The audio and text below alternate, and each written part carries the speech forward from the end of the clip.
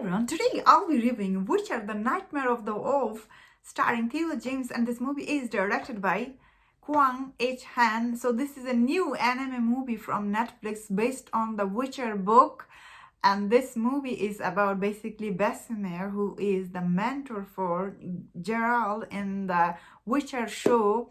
So I never read the book or played the game or anything. My reviews based on this show, but I am a huge fan of the show, which I really loved. So Witcher is one of the huge hit on Netflix, like this is one of their most watched show there. People who never heard about this, people saw the Witcher poster, everyone everywhere checked it out. I really like the show. I thought it was really good, especially, of course, Henry Cavill really made that role work for me. So I was really super excited to check this movie, especially when I heard Vesemir is actually mentor to Geralt. Gerald, I keep saying Gerald. So this movie is actually about Vesemir, who is a mentor to Geralt, and he has a huge role in the upcoming The Witcher Season 2. That is what I heard.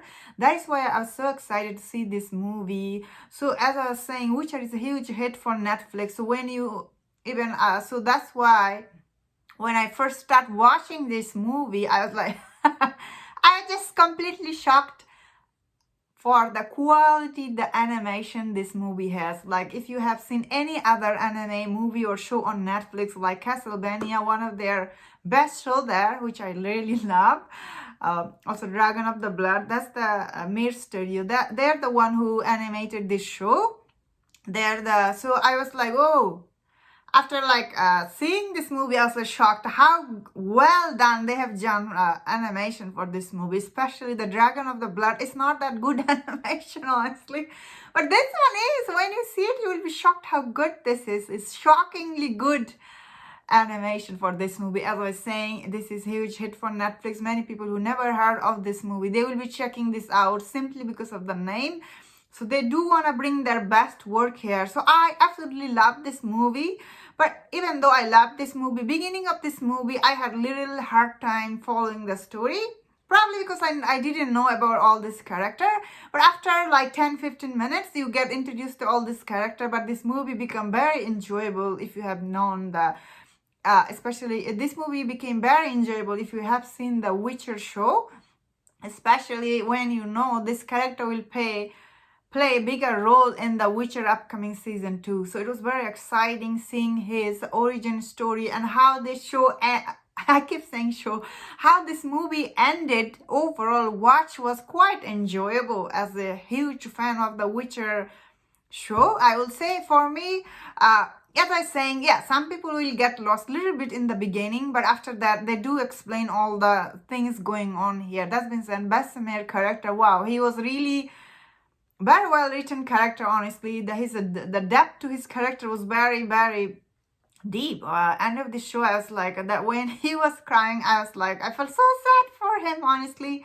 Especially his relationship with Lyanna, it was really very heart touching. Yeah, I did see many people on everywhere. They're saying this movie is quite similar to the Castlevania.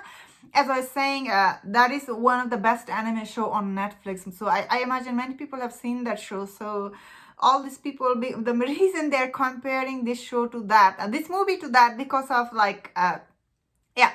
Even the cast for this movie is Theo James, who played a big character in Castlevania, and the lady who, Lana Palmer, I think her name, she's also a character in Castlevania. So all these boys, they are from that show. So of course, when you hear them at the animation, the way all the monsters were designed here, yeah, they are quite similar to Castlevania. That is true, yeah.